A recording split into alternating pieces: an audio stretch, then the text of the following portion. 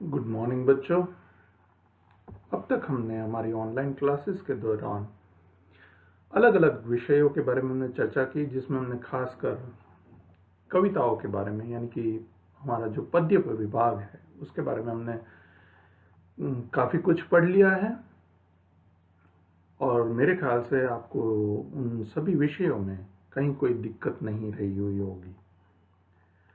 आज हम जिस विषय को पढ़ने जा रहे हैं वो है, उससे थोड़ा सा हटकर जो हमारा हिंदी व्याकरण है उसके बारे में हम बात करने जा रहे हैं। आज हम ग्रामर के टॉपिक्स पढ़ना शुरू करेंगे, क्योंकि जितना गद्य और पद्य पढ़ना ज़रूरी है उतना ही हमें व्याकरण की जानकारी होनी चाहिए, वो भी उतना ही हमारे लिए महत्वपूर्ण है। आज हम जिस विषय के बारे में बात करने जा रहे हैं वो है हमारा विषय वर्ण विच्छेद। बच्चों, वैसे तो मुझे पता है कि आप सब इस विषय से भलीभांति परिचित है, क्योंकि ये कोई ऐसा विषय नहीं है जिसके बारे में आपको न पता हो। आपने अपनी पिछली क्लासों के दौरान इस विषय को अच्छे से पढ़ा ही होगा और आपको पता ही होगा कि इस विषय में क्या ध्यान रखना चाहिए, इसकी परिभाषा क्या होती होगी, इसके प्रकार कितने टाइप के होते होंगे, यानी कि कितने अलग अलग तरीके से इस विषय को समझा जाता है। पर कुछ कुछ बातें जैसे जैसे हम बड़े होते जाते हैं, हम नया नया कुछ सीखते हैं, वैसे यहाँ पर भी आप थोड़ा सा मेरे ख्याल से कुछ नया, कुछ इस विषय को बृहद रूप में, यानी कि बड़े रूप में इसको जानोगे। हो सकता है कि शायद आप उन सभी चीज़ों से वाकिफ हो, परंतु फिर भी मेरा फर्ज बनता है कि मैं आपको इस विषय की बारीकियों से अवगत करा दूं। जैसा कि नाम से आपको पता है कि ये वर्ण विच्छेद हमेशा किसी भी विषय को जो टाइटल दिया जाता है, जो शीर्षक दिया जाता है, वो शीर्षक अपने आप में उसका अर्थ बता ही देता है। जैसे कि यहाँ पर आप सब जानते हो, वर्ण फिर लिखा हुआ है विच्छेद। वर्ण यानी कि शब्द, विच्छेद विच्छेद आपने संधि जोड़ो, संधि छोड़ो, यानी कि संधि विग्रह कीजिए, संधि विच्छेद कीजिए, ये सब कुछ आपने पढ़ा है। आप इन सभी शब्दों से परिचित हो और अभी आप कक्षा 9वीं में हो, सो आपको इसके बारे में अच्छे से पता है कि ये शब्द क्या कहना चाहता है। वर्ण विच्छेद यानी शब्दों को छोड़ना, उसको तोड़ना। परंतु यहाँ शब्द तोड़ना यानी क्या? व्याकरण में हर एक वस्तु को, यानी हर एक शब्द की अलग अलग परिभाषा होती है, उसको अलग अलग रूप में समझा जाता है। जैसे कि यहाँ वर्ण बात आई, वर्ण से आप क्या समझते हो? वर्ण के अलग अलग तरीके के अर्थ हो सकते हैं। अगर हम सीधा सीधा बोले तो वर्ण यानी अल्फाबेट, यानी कि अक्षर, परंतु इसके भी अर्थ अलग है। अगर हम एक ही शब्द के अनेक अर्थ वाले वर्ण में अगर जाए तो वर्ण मतलब जाति भी हो जाता है, वर्ण मतलब रंग भी हो जाता है। तो यहाँ जाति को तोड़ने वाली बात नहीं है, रंग को तोड़ने वाली बात हम नहीं कर रहे हैं। हम यहाँ अक्षर, वर्ण मतलब अक्षर, जो शब्द बनता है वो शब्द किस तरीके से बना। व्याकरण हर एक चीज को मैथमेटिकली या साइंटिफिकली प्रूव करता है, यानी कि वैज्ञानिक तौर पर या गणित के आधार पर क्यों वो नियम बनता है, क्यों ऐसा ही कहा जाएगा, क्यों ऐसा ना करके ऐसा ही लिखा जाए। यानी कि कई बार हमारा मन करता है कि हम लिखते लिखते कभी छोटी की मात्रा लगा देते हैं, कभी बड़ी की मात्रा लगा देते हैं, कभी छोटा हो तो कभी बड़ा हो। जैसा हमारा मन करता है या हमको ऐसा लगता है कि हम लिख रहे हैं, और हम अपनी सुविधा के अनुसार अक्षरों को अलग अलग तरीके से लिख लेते हैं। परंतु जब वो व्याकरण के अंतर्गत बात आती है, प्रश्नोत्तर के अंदर जब आप लिखते हो, तो हो सकता है उसमें आपके कुछ एक मार्क्स कट जाते हैं, परंतु वही चीज वहां आपको थोड़ी सी छूट दी जाती है। तो वहां यहाँ व्याकरण के अंदर छूट बिल्कुल नहीं है।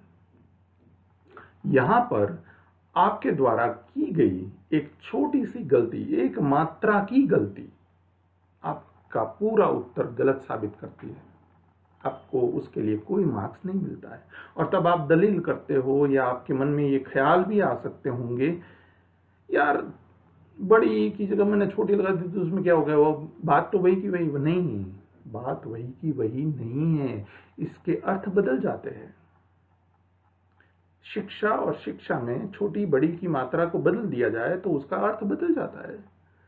जैसे कि एक शिक्षा का अर्थ है अभ्यास करना, ज्ञान हासिल करना, और दूसरी तरफ अगर मात्रा बदल दी जाए, शिक्षा मतलब कि पनिशमेंट। सो व्याकरण, व्याकरण वो चीज है जिसके अंतर्गत आपको हर एक चीज को उसकी परिभाषा यानी उसके जो रूल है, जो रूल्स आपको बताए जा रहे हैं उसको अच्छे से फॉलो करना पड़ता है। यदि नहीं करोगे तो उसका पालन न होने की वजह से आपको उसके मार्क्स नहीं मिल पाते हैं और तब आप बहुत दुखी हो जाते हो। सो इसलिए दुखी न होना पड़े इसलिए हम उन चीज़ों को कुछ ध्यान से पढ़े और उसको हमेशा याद रखें ताकि कभी भी हमसे गलती से भी गलती ना हो। सो आज हम जिस विषय को पढ़ने जा रहे हैं वर्ण विच्छेद, उसके अंदर भी तरह तरह के आपको उदाहरण दिए जाएंगे, उसके नियम कानून बताए जाएंगे कि किस आधार पर वो क्यों ऐसा बना, उसको हम यहाँ पढ़ने जा रहे हैं। सो बच्चों, टॉपिक बहुत इजी है। अगर आपका लॉजिक अच्छे से बैठ गया, आपने उस चीज़ों को अच्छे से याद कर लिया, तो इसमें कोई दो राह नहीं है कि आप इसमें फुल मार्क्स ना हासिल कर सको। परंतु मैंने कहा वैसे ही ध्यान हटा, दुर्घटना घटी। थोड़ी सी, जैसे आप मैथ्स के सम करते हो, आप एक के बाद एक स्टेप लिखते जाते हो, उसमें एक आध स्टेप में आपने गलती से एक नंबर की जगह दूसरा नंबर लिख दिया। आपने बोला था सही, आपने काउंटिंग करते समय उसको सही तरीके से काउंट किया, परंतु यहाँ जल्दबाजी में जब आप लिखते हो तब वो छोटी सी गलती आपका आंसर नहीं आने देती और उसके हिसाब से आपके मार्क्स कट जाते। बिल्कुल वैसा ही यहाँ पर व्याकरण के अंतर्गत होता है। सो बच्चों, खास ध्यान रखिएगा। और यहाँ पर मुझे पता है, हो सकता है कुछ लोगों के पास व्याकरण संबंधित टेक्स्ट बुक मिल गई हो, कुछ एक के पास ना भी हो, परंतु कोई चिंता मत कीजिए। यहाँ पर ये जो वर्कशीट मैंने खास आपके लिए बनाई है, आप उन्हीं चीज़ों को अगर लिखते जाओगे और उन्हीं के उदाहरणों को ध्यान में लोगे और फिर अगर उसको आप अपनी बुक्स के साथ कंपेयर कर लोगे तो आपको वो टॉपिक बहुत इजीली समझ में आ जाएगा। क्योंकि जब तक हम रूबरू नहीं मिलते हैं तब तक ये दिक्कत रहेगी, और इसीलिए मैंने यहाँ आपके लिए खास ये चीज़ बनाई है। बहुत ज़्यादा लिखना भी नहीं है, परंतु आपका अभ्यास रहे इसलिए मैं आपको ये एडवाइस देता हूँ। आपसे नम्र विनंती है मेरी कि कृपया यहाँ पर स्लाइड में आपको जो कुछ भी दिखाया जा रहा है उसको प्लीज़ नोट डाउन करते जाइए, ताकि आपको वो बाद में अपने आप को रेफर करने के लिए, आप यदि भूल जाते हो तो वापस उन नियमों को जानकर आप उस कंफ्यूजन, अपनी दुविधा को दूर कर सकते हो। सो अब हम आगे बढ़ते हैं वर्ण विच्छेद पर। तो वर्ण विच्छेद यानी क्या, तो उस सबसे पहला सवाल वही हमारे दिमाग में आएगा और वो उसके लिए हमेशा सबसे पहली चीज यही होती है उसकी परिभाषा यानी उसका परिचय यहाँ पर दिया जाता है कि वर्ण विच्छेद होता क्या है। सो बच्चों, यहाँ पर लिखा है कि वर्ण विच्छेद यानी वर्णों को अलग अलग करना। जैसे ही हमने सबसे पहले शीर्षक के बारे में चर्चा की थी, वर्ण विच्छेद यानी क्या, वर्ण मतलब शब्द, शब्दों को तोड़ना। यहाँ पर वही चीज बताई जा रही है कि वर्ण विच्छेद यानी वर्णों को अलग अलग करना। अब आपके मन में आ रहा होगा कि वर्णों को अलग अलग करना मतलब मैं जो बोल रहा हूं उन सारे शब्दों को अलग अलग तरीके से लिखना। नहीं नहीं नहीं, ऐसा नहीं है।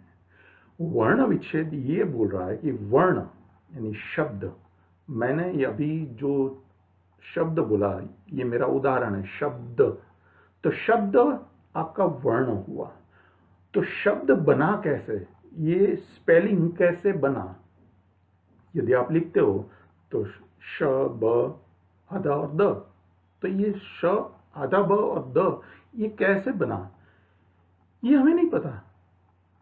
पता है, शायद आपको पता है, क्योंकि आपने अपनी पिछली क्लास के दौरान भाषा और भाषा की उत्पत्ति और फिर आपने क ख ग उनके बारे में भी पढ़ा होगा, पूरा अल्फ़ाबेट हमारा कैसे बना, कहाँ से बोला जाता है, कौन सा मूर्धन्य है, कौन सा तालव्य है, कौन सा दंतव्य है, कौन सा औष्ठ्य है, कौन सा कंठ से निकला, नासिका, ये सब कुछ आपने पढ़ा है बच्चों। अनुनासिक, अनुस्वार, ये भी आपने पढ़ा है। हम यहाँ पर उन्हीं चीज़ों को फिर से ताज़ा कर रहे हैं जो कि आपके सिलेबस के अंदर है। सो वर्ण वर्ण को अलग अलग करना यहाँ पर कहा गया है, वर्ण विच्छेद। सो सबसे पहली बात तो बहुत ही क्लियर कट हो जा रही है कि वर्ण विच्छेद यानी कोई भी शब्द है उस शब्द को तोड़ने की बात यहाँ पर की गई है, उसको अलग अलग करना। यानी कि किसी भी शब्द, वापस बच्चों वही बात आ रही है, किसी भी शब्द इंटू ब्रैकेट वर्णों के अर्थ समूह, वर्णों के अर्थ समूह मतलब वो जो हमने शब्द लिखा, उदाहरण के तौर पर आपका अपना नाम ही यदि आप इस्तेमाल कर रहे हो तो वो नाम के अंदर जितने भी वर्ण आए, जितने भी अल्फाबेट आए, उनको तोड़ने की बात है। उनके अंदर जो भी मात्राएं लगी उनको भी तोड़ना है, उनको कहा जा रहा है, यानी कि वर्णों के सार्थक समूह। सार्थक, अब सार्थक का क्या अर्थ होता होगा? संधि आपने पढ़ी है मेरे ख्याल से। सॉरी, मैं आपको साथ साथ में दूसरे भी ग्रामर के टॉपिक पढ़ा देता हूं, परंतु जब जब वो आएंगे तब उसका विस्तृत में हम चर्चा करेंगे। परंतु जरूरत है, या हम व्याकरण की बात करें तो सार्थक, सार्थक की संधि क्या होगी? स प्लस अर्थ, यानी जिसके अंदर अर्थ सीमित है, समाया हुआ है। जो भी हम शब्द बोलते हैं उस शब्द का कोई ना कोई अर्थ होता है बच्चों। यहां पर अर्थ वाले जितने भी शब्द है, अगर मैंने कहा कि कलम या मैंने अगर कहा कि कमल, तो ये दोनों शब्द कलम और कमल, परंतु इन दोनों में सिर्फ वर्ण बदल रहे, ल और म की पोजीशन बदल रही है, परंतु उसकी वजह से उसके अर्थों में बदलाव आ रहा है और वही उसका अर्थ यानी सह अर्थ, सार्थक। तो वर्णों के सार्थक समूह को, समूह मतलब कलेक्टिव, कलम हमने एक साथ लिखा इसलिए हमको पता चला कि यहाँ पेन की बात हो रही है, और कमल हमने साथ में लिखा इसलिए हमको पता चलता है यहाँ लोटस यानी कि फ्लावर की बात हो रही है। परंतु यदि हम पहले ये बोले कि क, फिर थोड़ी देर अगर रुक जाते हैं, फिर बोले हम लम, तो कुछ समझ में आएगा आपको? मेरे ख्याल से तो कुछ समझ में नहीं आएगा, क्योंकि आपने क जब बोला उसके बाद बहुत समय निकाला और उसके बाद ल और म के बारे में बोला, सो आपको समझ में नहीं आया कि मैं किसके बारे में बात कर रहा हूं। मैं क व्यक्ति के बारे में बात कर रहा हूं कि वो लम है, या मैं क यानी वो पहला, हम कई बार लिखते हैं ना ABCD ऐसे पॉइंट्स लिखते हैं, उसमें क पॉइंट हुआ, उसमें हमको लम लिखना है। सो यहां अर्थ नहीं निकल रहा है, परंतु जहां अर्थ निकले, जिसको सार्थक कहा जाए, उस समूह के बारे में बात हो रही है। उस समूह को तोड़ना है हमें। जब तोड़ेंगे तो वही बात आएगी, संधि वाला रूल लागू होगा, क प्लस म प्लस ल, तो कमल। परंतु ये तो सीधा सीधा उदाहरण हुआ। कोई बात नहीं, आप समझ रहे हो, हम टॉपिक के ऊपर ही जा रहे हैं, बिल्कुल वही बात है।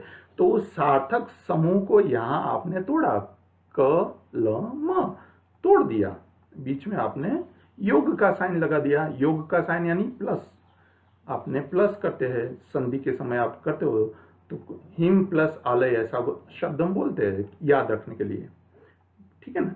तो यहां पर कमल, कमल को जो सार्थक समूह शब्द है उसको तोड़ने का काम यानी कि वर्ण विच्छेद। तो यहां पर हमने लिखा किसी शब्द यानी कि वर्ण के सार्थक समूह को अलग अलग लिखने की प्रक्रिया को, प्रक्रिया प्रक्रिया प्र प्लस क्रिया, सॉरी संधि वापस आ जाती है बीच में, परंतु व्याकरण के अंतर्गत ये चलता रहेगा। प्र प्लस क्रिया, जो हम कार्य करते हैं, जो हम क्रिया कर रहे हैं, जो जिस तरह से हम लिख रहे हैं, उसको वर्ण विच्छेद कहते हैं। यानी बहुत ही सरल शब्दों में कहे तो कोई भी शब्द का जो समूह है उस समूह को तोड़ने का कार्य, उस सार्थक शब्द को अलग अलग करके उसके बारे में जानकारी हासिल करना, उसका काम है वर्ण विच्छेद।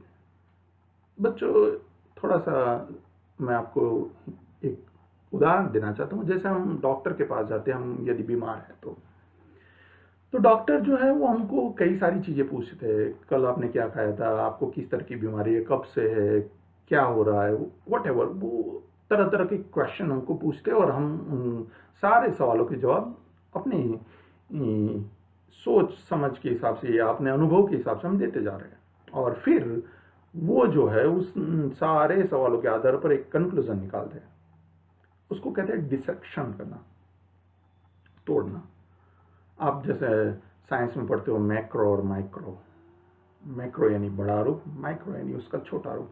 हम यहाँ शब्द के छोटे रूप के अंदर घुसने जा रहे हैं। यानी कि हम शब्द बना कैसे, उसका क्या कारण था, किन नियमों का पालन करके हमने उस शब्द को बनाया, जिसका समूह बना और उस समूह से एक अर्थ निकला और जिसका हम प्रयोग रोजमर्रा के जीवन में करते हैं।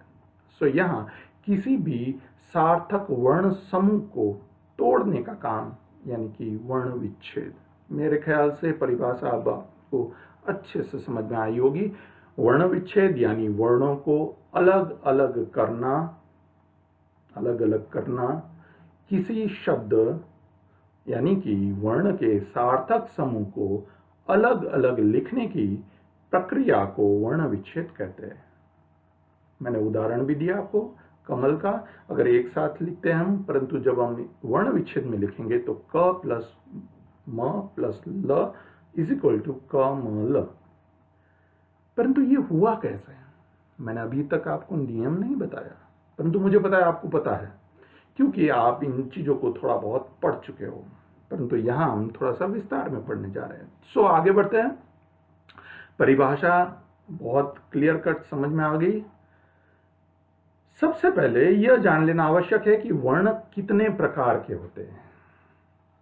मुझे पता है आपको अपनी स्क्रीन पर दिखाई दे रहा है, इसलिए आपको उत्तर पता है, परंतु फिर भी मैं उससे संबंधित आपको सवाल पूछूंगा। सो तैयार रहिए। हमने यहां लिखा है कि सबसे पहले यह जान लेना आवश्यक है कि वर्ण कितने प्रकार के होते हैं। वर्ण जिसको हमको तोड़ना है, जिसका एक समूह होता है, जिसको हम शब्द कहते हैं, तो फिर ये होते कितने प्रकार के भाई वर्ण? तो वर्ण है क्या चीज? यहां पर हमने लिखा हुआ है वर्ण दो तरह के होते हैं, 2 टाइप्स ऑफ वर्ण। अब आप बोलोगे सर ऐसा तो कभी हमने देखा नहीं या सुना नहीं था।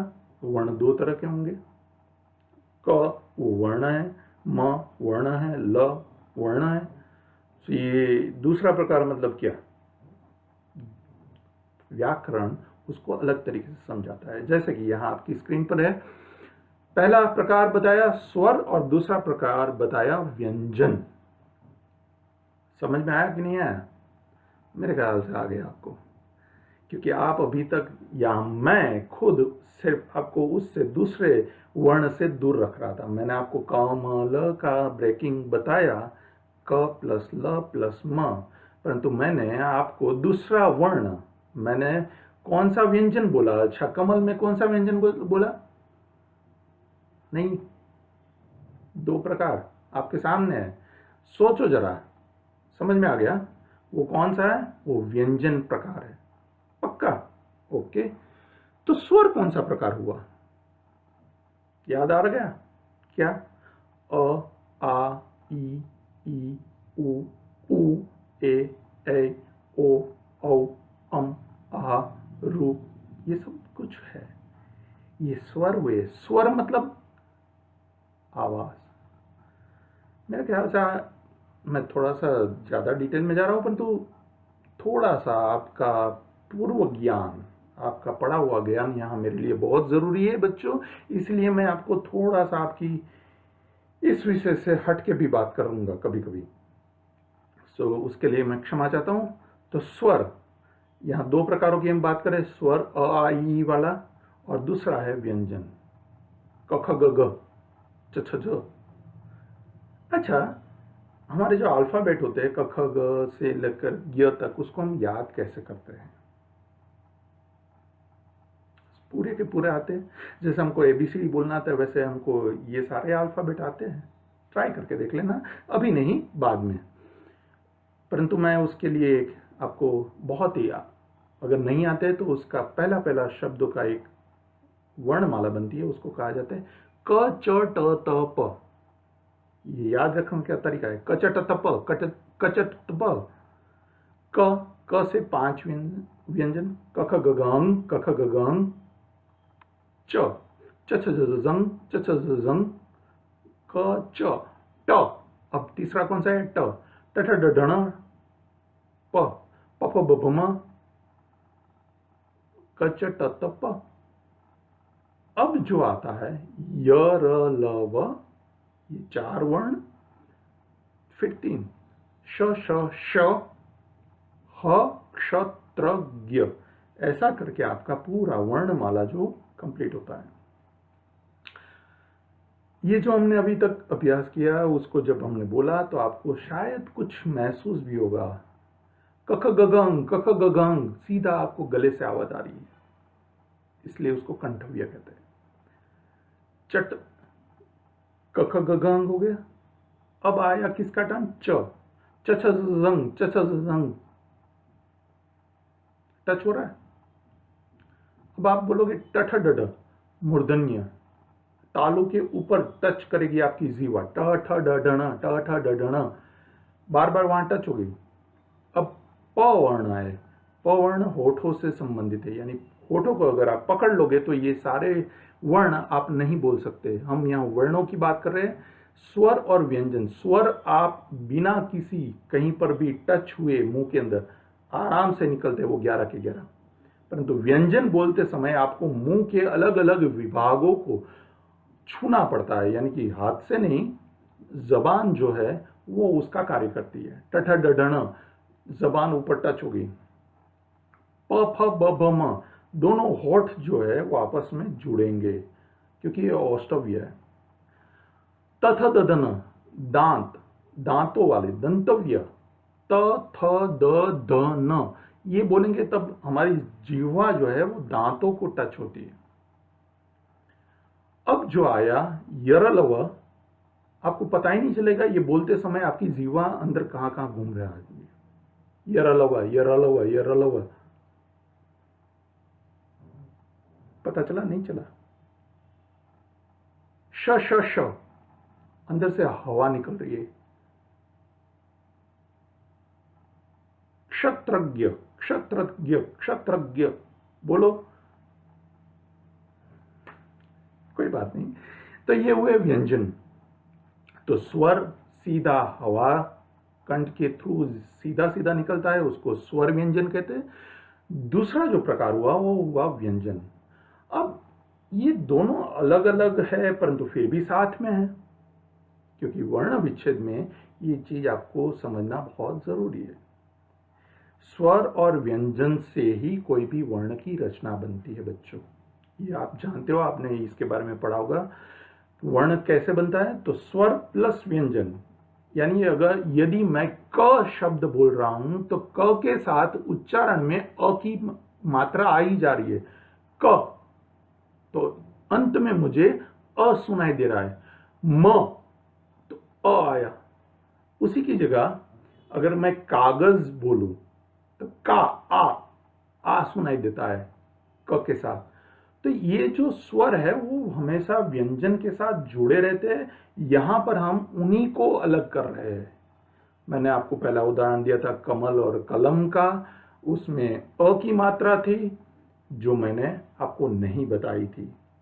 क प्लस ल प्लस म, ये हो गया संधि का रूल। परंतु यहां अब हम जब बात करेंगे संधि का रूल, मतलब कि उसी तरीके से उसका फॉर्मेशन हुआ, परंतु उसको वर्ण विच्छेद में जब हम लिखते हैं तो क प्लस अ प्लस ल प्लस अ प्लस म प्लस अ, तब जाके वो कलम शब्द पूरा हुआ। क्योंकि यहां हम वर्णों को तोड़ रहे, अलग अलग कर रहे, हमने परिभाषा में वही बात की है। सार्थक वर्ण समूह को अलग अलग करना, उसको कहा जाता है वर्ण विच्छेद। सो बच्चों, मेरे ख्याल से अब तक आपको ये समझ में आ गया कि हम किस तरह से इस विषय को समझेंगे और उसको तोड़ेंगे। सो यहाँ पर वर्ण के दो प्रकार हुए, स्वर और व्यंजन। याद रखना, कभी भी गलती न करना। सो स्वर और व्यंजन जब आपको पता चल गया है तो उसके बाद हम थोड़ा आगे बढ़ते हैं। आप परिभाषा से भी पूरी तरह से परिचित हो गए। तो इसका अर्थ यह हुआ कि वर्ण विच्छेद में हमें शब्दों को जो कि वर्णों का समूह है, शब्दों को जो कि वर्ण का समूह है, इसका अर्थ समझ में आ रहा है कि नहीं आ रहा है? फिर से रिपीट कर रहा हूं। इसका अर्थ यह हुआ कि वर्ण विच्छेद में हमें शब्दों को जो कि वर्णों का समूह है उन्हें अलग अलग करना है। समझ में आ गया? कमल, उसको हम एक साथ बोलते हैं, जिसका अर्थ हुआ यानी वो सार्थक शब्द हुआ, उसको तोड़ना है। परंतु किस तरीके से? स्वर और व्यंजन ये दोनों उसमें से अलग अलग करने हैं। ऐसा हम यहां पर बात कर रहे हैं कि वर्ण विच्छेद में हमें शब्दों को जो कि वर्णों का समूह है, वर्णों का समूह मतलब एक से ज्यादा वर्ण इस्तेमाल हुए जिसका कोई अर्थ है, उनको अलग अलग करने की बात है, उसका नाम है वर्ण विच्छेद। ठीक है बच्चों? सो उसको आसान शब्दों में यदि हम बात करें तो स्वर या व्यंजन को अलग अलग करना यानी वर्ण विच्छेद। वापस यहां पर वही पर आ गए घूम फिर कर कि कोई भी वर्ण है उसमें से हम दो वर्णों को अलग कर रहे हैं। वो दो वर्ण कौन से हैं? स्वर और व्यंजन। सो सबसे आसान शब्दों में अगर वर्ण विच्छेद की परिभाषा इस तरीके से भी अगर आप देना चाहो तो दे सकते हो कि जिसमें स्वर या व्यंजन को अलग अलग किया जाता है उसे वर्ण विच्छेद कहते हैं। क्लियर बच्चों? तो आगे बढ़ते हैं। इसके लिए हमारे पास कुछ और इंफॉर्मेशन भी होनी आवश्यक है। कौन सी इंफॉर्मेशन? तो वो बता रहे हैं कि इसके लिए हमारे पास जो भी स्वर होते हैं उनकी मात्राओं के बारे में हमारा ज्ञान होना चाहिए। स्वर की मात्रा, यस, अ बोला, अ की कोई मात्रा नहीं होती, आ बोला तो उसकी मात्रा होती है आ, खड़ी पाई। सो यहाँ पर आपकी स्क्रीन पर वही चीज बताई जा रही है। तो स्वरों की मात्राओं के बारे में हमारा ज्ञान होना बहुत आवश्यक है। सो वो ज्ञान इस तरह से है। स्वर, मैंने एक कॉलम में लिखा हुआ है स्वर, दूसरे में मात्रा लिखा है, यानी मात्रा का स्वर का चिन्ह अब आपको पूरा दिखाई दे रहा होगा। इसकी कोई मात्रा नहीं होती, यानी कि अगर मैं कमल शब्द करता हूं, वर्ण का विच्छेद करता हूं, तो उसमें क प्लस अ प्लस म प्लस अ प्लस ल प्लस अ, तो कमल हुआ। तो उसकी कोई मात्रा इस्तेमाल नहीं हुई। परंतु मैंने आपको आगे बताया था कि अगर मैं कागज बोलूं तो आ की मात्रा, तो वहां मुझे क, हम जब लिखते हैं तो क प्लस खड़ी पाई गज, है ना, तो वो उसकी मात्रा का इस्तेमाल हमने किया। तो यहाँ हम ये अच्छे से समझ ले कि स्वरों की मात्रा क्या होती है। तो अ की कोई मात्रा नहीं होती है। आ की मात्रा यानी कि खड़ी पाई, ई, छोटी ई की बात हो रही है, आपके सामने है। ई बड़ी, बोलने में भी थोड़ा सा समय, बड़ी ऊ छोटी तरीके से बोला जाता है, साउंड बहुत इजीली निकलता है। बड़ा ऊ, तो उसके लिए ऊ, तो उसका जो रूप है वो बदल जा रहा है, दोनों का लिखने का तरीका भी बदल जा रहा है। यहाँ पर आपकी स्क्रीन में थोड़ी सी गड़बड़ी हो गई है, मैं उसको ठीक कर देता हूँ। ये एक्चुअली ए है, ए यहाँ मात्रा जो है गलत है, ये आएगी एक मात्रा। और ये सॉरी, आप लोगों को थोड़ी सी इसमें दिक्कत हो रही है क्योंकि ये जो है फॉन्ट बार बार बदल जाते हैं इसके अंदर। ठीक है, सो उसके लिए क्षमा चाहता हूँ, परंतु मैंने उसको ठीक कर दिया है। कभी कभी अगर ऐसा कहीं मिल जाता है तो क्षमा प्रार्थी हूँ मैं आपकी, क्योंकि कंप्यूटर जो है उसको उस हिसाब से, अपने हिसाब से कई बार बदल देता है, तो हो सकता है कि मेरा लिखा हुआ वापस उसको बदल दे। परंतु आगे ऐसा ना हो उसका मैं ध्यान रखूंगा।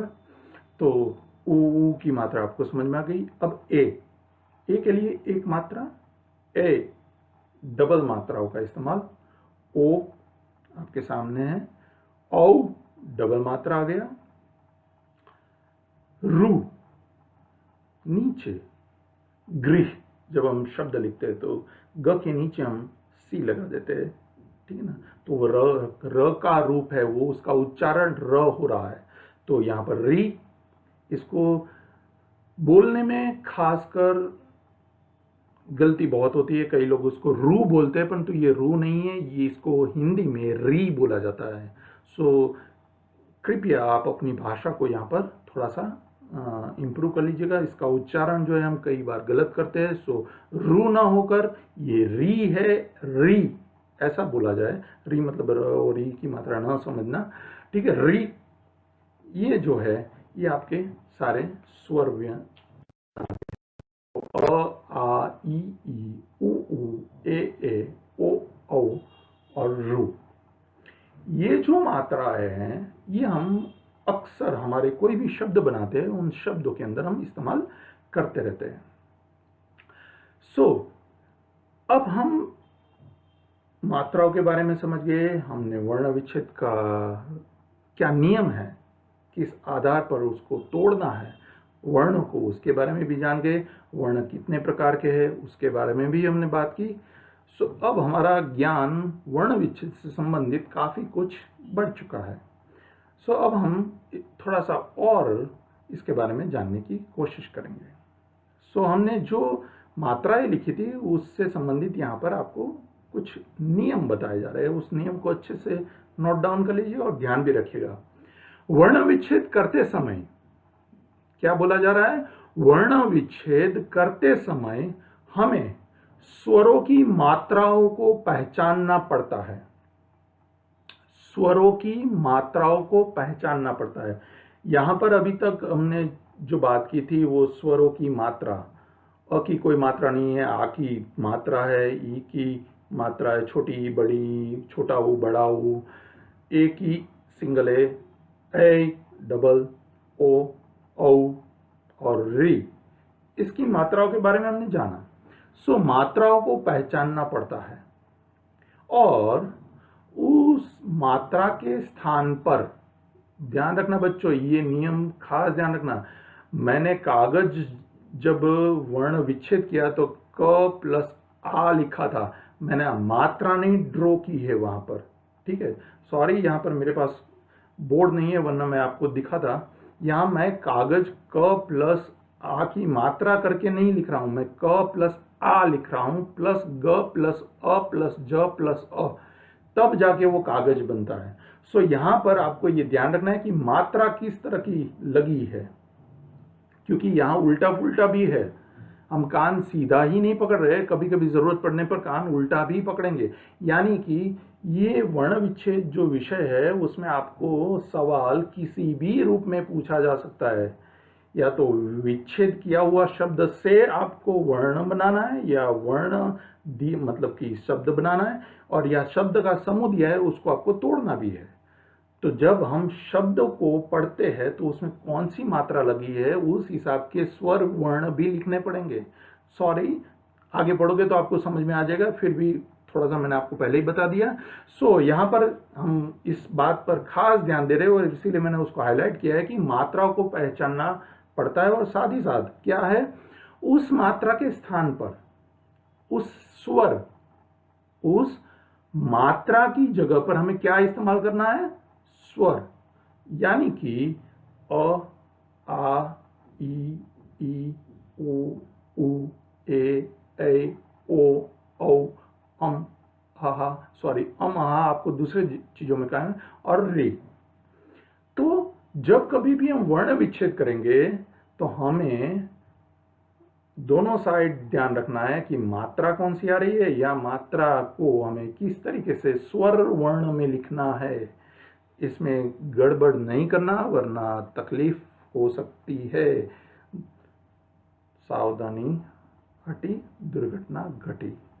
माफ करना, बार बार बोल रहा हूं क्योंकि मैं नहीं चाहता बच्चों कि इतना सरल विषय जिसमें आप आसानी से मार्क्स कवर कर सकते हो, इतना सरल विषय छोटी सी गलती की वजह से आपके मार्क्स चले जाए।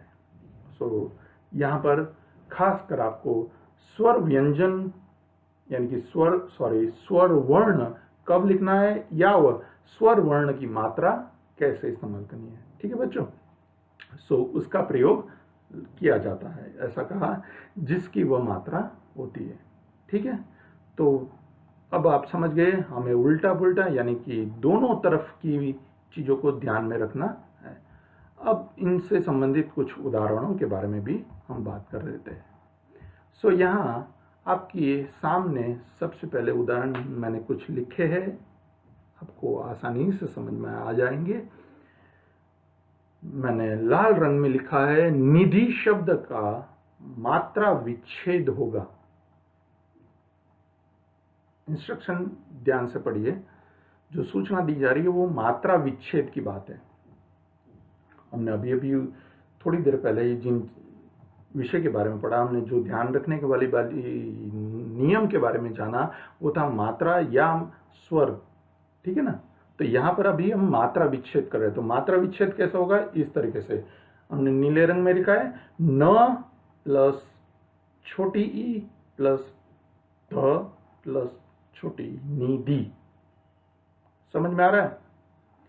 देखो, जो मात्राएं लिखी है उसके साथ कोई भी व्यंजन शब्द नहीं लिखा आपको दिखाई दे रहा है, यानी कि न और छोटी इन दोनों को मिला दिया जाए तो लाल रंग में लिखा हुआ नी शब्द पूर्ण होगा, और द और छोटी को मिला दिया जाए तो लाल रंग में लिखा हुआ दी शब्द पूरा होगा, यानी कि वर्ण का समूह कंप्लीट हो रहा है जिसका कोई अर्थ निकल रहा है, निधि। ठीक है बच्चों, उसी का दूसरा स्टेप आपको मात्रा विच्छेद हो गया। अब आपको क्या बोला जा रहा है, वर्ण विच्छेद। निधि शब्द का वर्ण विच्छेद होगा। हमारा जो विषय है वो कौन सा विषय था, हम किसके बारे में पढ़ रहे हैं, वर्ण विच्छेद, करेक्ट। यहां पर बात हो रही है निधि शब्द का वर्ण विच्छेद होगा। हमने नियम पढ़ा था कि मात्रा से स्वर, वो दोनों एक दूसरे से कनेक्टेड है। तो यहां अब हम स्वरों का इस्तेमाल किया। न प्लस छोटा ई लिखा हमने क्या है, न प्लस छोटा ई प्लस द प्लस छोटा ई। ऊपर हमने जो उदाहरण मात्रा वाला पढ़ा था उसमें हमने उसकी मात्राएं बनाई है, और यहां हमने उन मात्राओं की जगह पर क्या लिख दिया, स्वर लिख दिए, करेक्ट। इस तरह से मात्रा विच्छेद हुआ और वर्ण विच्छेद भी हुआ। इन दोनों चीजों को आपको ध्यान में रखना है। कुमार शब्द का मात्रा विच्छेद करने पर सवाल कौन सा है, मात्रा विच्छेद। हमेशा बच्चों एक चीज खास ध्यान रखना, कभी भी, ना सिर्फ इस क्लास में हो इसलिए, परंतु किसी भी क्लास में आप पढ़ो, आप आगे आगे पढ़ते जाओ, बड़े महान बनो, परंतु जब कभी भी आप किसी भी प्रश्न के उत्तर दे रहे हैं उस समय आपको जो प्रश्न में पूछा जा रहा है उसको समझना बहुत जरूरी है। यदि आपने उसको समझने में गलती कर दी या जल्दबाजी कर दी तो आपका उत्तर खराब हो सकता है। आपको आता है, ऐसा कोई मेरे ख्याल से विद्यार्थी नहीं होगा जिसको कोई ज्ञान न हो। हर किसी के पास ज्ञान होता है, परंतु उसको ये नहीं पता होता है कि इसका इस्तेमाल कैसे किया जाए, और इसीलिए वो वहाँ थोड़ी सी गड़बड़ी या थोड़ी सी गलती उसको मार्क्स कटवा देती है। खास ध्यान रखिए, यहाँ हमने लिखा है कुमार शब्द का मात्रा विच्छेद करने पर क, नीचे आपको कुछ दिख रहा है, सॉरी मैं ऊपर वाले उदाहरण में भूल गया, निधि वाले में थोड़ा बारीकी से देखो। न के नीचे हल्का सा ऐसा श्लेष किया हुआ है, क्या कहते हैं उसको, ये एक चिन्ह है। आपने चिन्हों के बारे में पढ़ा था, क्वेश्चन मार्क, कोमा, पूर्ण विराम, अल्प विराम। ये कौन सा चिन्ह है, अलन, हलंत काटना। किसी भी शब्द को इस तरीके से लिखा जाए यानी कि वो शब्द आधा हो गया। सॉरी, मैं वापस उस पर आ जाता हूं क्योंकि मैं वहां थोड़ा सा मुझे ध्यान में नहीं रहा था। निधि शब्द के बारे में हम बात वापस कर रहे हैं मात्रा विच्छेद में। तो न उसके नीचे हलंत प्लस छोटी की मात्रा है, तो यहां मात्रा लगी, यानी मात्रा कौन सी है, वो स्वर का चिन्ह है। तो यानी कि उसमें से न में से स्वर गायब हो गया। हमने पहले भी बात की थी कि कोई भी वर्ण तभी बनता है जब उसके अंदर स्वर और व्यंजन मिलते हैं। क बोलो तो पीछे अ साथ में जुड़ा है, परंतु अ को अलग करना है मुझे, तो मुझे क के नीचे इस तरह की साइन करनी पड़ेगी, जिसको हम हलंत कहते हैं व्याकरण में बच्चों। सो वहां न और ध के नीचे भी है। सिमिलरली आपको वर्ण विच्छेद में भी वही चीज दिखाई देगी। न के नीचे हलंत किया है, फिर मैंने ई लिखा है, यानी कि व्यंजन प्लस स्वर, इसलिए न और छोटी ई मिलकर जब मिलता है तब वो नी हो जाता है। समझ में आया बच्चों? तो वैसे ही ध और छोटी ई निधि।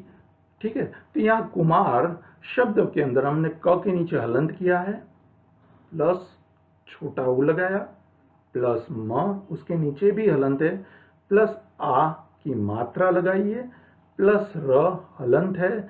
थोड़ा सा वहां वो आपको ऐसा दिख रहा है रेड रेड डॉट, क्योंकि वो कंप्यूटर की यानी टेक्नोलॉजी वाली बात है। प्लस अ, आप समझ सकते हो उस चीज को। सो यहाँ पर क को हमने काट दिया, म को काट दिया, र को काट दिया, यानी उसमें से हमने स्वर को हटा दिया। और स्वर को हटाया तो हमने स्वर वर्ण को कैसे लिखा, उसके चिन्ह के रूप में। उ का चिन्ह किया, आ का चिन्ह किया, और अ का कोई चिन्ह नहीं होता है, इसलिए अ हमको वैसे ही लिखना पड़ेगा, अ लिखकर। सो इससे हमें ये प्राप्त होता है। और जब हम इसी शब्द का वर्ण विच्छेद करते हैं, मात्रा विच्छेद वर्ण विच्छेद, तो वर्ण विच्छेद कैसे हुआ, क को हलंत किया, अब हम मात्रा नहीं लगा रहे, हम क्या लिख रहे हैं, स्वर के वर्ण लिख रहे हैं। तो हमने ऊ लिखा, छोटा ऊ, प्लस म हलंत, प्लस आ लिखा, वहां हमने मात्रा लिखी थी ऊपर वाले उदाहरण में, आपके सामने ही, आप देखते जा रहे हो, कंपेयर करते जाइए। फिर र को हलंत लिखा और अ। अब आप जब क प्लस ऊ बोलते हो तो क्या आवाज निकलेगी मुंह से, कू। म प्लस आ मतलब मां, र प्लस अ मतलब र, अ अ, तो कुमार। समझ में आया? इसको कहते हैं वर्ण विच्छेद। यानी कुमार जो शब्द पूरा आपके सामने जो लाल रंग में लिखा हुआ है वो है सार्थक वर्ण समूह। सार्थक यानी जिसका कोई अर्थ होता है, कुमार का कोई मतलब होता है, अर्थ है उसका एक अपना, जिसके द्वारा हम उस चीज को समझते हैं। सो उस सार्थक वर्ण समूह को हमने अलग अलग किया, दो वर्णों को अलग किया। दो वर्ण मतलब कौन से, स्वर और व्यंजन, करेक्ट। उन दोनों को हमने यहां पर अलग किया और जिस रूप में हमने लिखा उस प्रक्रिया को हम वर्ण विच्छेद कहते हैं। मेरे ख्याल से अब आप काफी कुछ समझ गए, और वैसे भी आप तो ज्ञानी लोग हो, आपको पता ही है क्योंकि आपने इस विषय को पहले पढ़ा है, परंतु शायद ये मात्रा वाला आपके लिए थोड़ा सा नहीं होगा। कोई बात नहीं बच्चों, आगे बढ़ते हैं टॉपिक में। यहां पर आपको वर्ण विच्छेद क्या है, कैसे करते हैं, मात्रा विच्छेद कैसे करते हैं, वो भी समझ में आ गया। परंतु हमारा जो मुख्य विषय है, ये मात्रा विच्छेद क्यों मैंने सिखाया है वो आपको अभी नहीं बता रहा हूं, वो आपको फिर काम आएगा जब हम इससे संबंधित कुछ बात करेंगे, तब मैं आपको वापस याद दिलाऊंगा। तब तक याद रखिएगा मात्रा विच्छेद मैंने क्यों पढ़ाया है। ठीक है बच्चों? हम वर्ण विच्छेद, उसकी परिभाषा समझ गए अच्छे से? श्योर? ओके। उसके बाद हमने कितने प्रकार के वर्ण होते हैं उसके बारे में हमने बात की, दो प्रकार, स्वर और व्यंजन। फिर हमने सार्थक शब्द समूह को कैसे तोड़ना है उसके बारे में हम बात कर रहे हैं, परंतु उससे पहले हमने बात की थी स्वर वर्णों की मात्राओं के, यानी कि उसके चिन्हों के बारे में। व्यंजन के कोई चिन्ह नहीं होते बच्चों, तो स्वर जो वर्ण है उसके जो चिन्ह हैं, कैसे उसको लिखा जाता है, उसका जो रूप है, उसके बारे में हमने पूरा चार्ट देख लिया। अ का कोई नहीं होता है, आ का खड़ी पाई, ऊ का छोटा ऊ का इस तरफ, बड़ा ऊ का इस तरफ, ए सिंगल, ए डबल, ओ औ डबल मात्रा और साथ में खड़ी पाई। फिर हमने री, नीचे की तरफ जो हम सी लिखते हैं उसको। ये सारे चिन्ह हुए स्वर के। क्लियर बच्चों? और उसी के आधार पर हमने ये उदाहरण पढ़े। तो आप लोग काफी कुछ अच्छे से इस विषय को जान चुके हो। अब मेरा काम बहुत आसान हो गया, क्योंकि आप लोगों को वर्ण विच्छेद यानी क्या वो पता चल चुका है। सो अब हम जो भी बात करेंगे वो बहुत ही सरल रूप में आपके वो समझ में आ जाएगी। जो नियम थे वो नियम हमने अच्छे से समझ लिए। बस अब छोटे छोटे जो कुछ नियम आएंगे साइड बाय साइड, उसको पढ़ते जाएंगे, और मेरे ख्याल से वो इतना हार्ड भी नहीं है। ठीक है बच्चों? सो हम आगे बढ़ रहे हैं उन नियमों के बारे में। तो सबसे पहला आपका जो नियम है वो है वर्ण विच्छेद के कुछ उदाहरण। यहाँ पर हम बात कर रहे हैं, परंतु बच्चों मेरे ख्याल से समय बहुत हो चुका है। अब हमें यहाँ पर हमारी क्लास स्थगित कर देनी चाहिए। और अब तक हमने जो कुछ भी पढ़ा उसको आपने मेरे ख्याल से साथ ही साथ नोट डाउन कर लिया होगा। नहीं किया है तो प्लीज़ एक बार फिर से रेफर कर लीजिए, और अगर नहीं कर पाओ तो कोई चिंता मत करो। मैं आपको इसका गूगल क्लासरूम के थ्रू आपका पूरा का पूरा ये राइटअप आपको भेजूंगा, परंतु मैं चाहता हूं कि आप साथ ही साथ लिखो तो वो ज़्यादा अच्छा है। उसके द्वारा आपका अभ्यास भी हो जाता है। सो अगर कुछ छूट जाता है तो कोई बात नहीं, उसके थ्रू आप उसको वापस कर सकते हो, या फिर वापस इस वीडियो को देखकर आप उन चीज़ों को लिख सकते हो। सो अगली क्लास में जब हम मिलेंगे तब मैं वापस आपको कुछ सवाल पूछूंगा, आप उसके लिए तैयार रहिए। ठीक है? तब तक के लिए धन्यवाद। Thank you.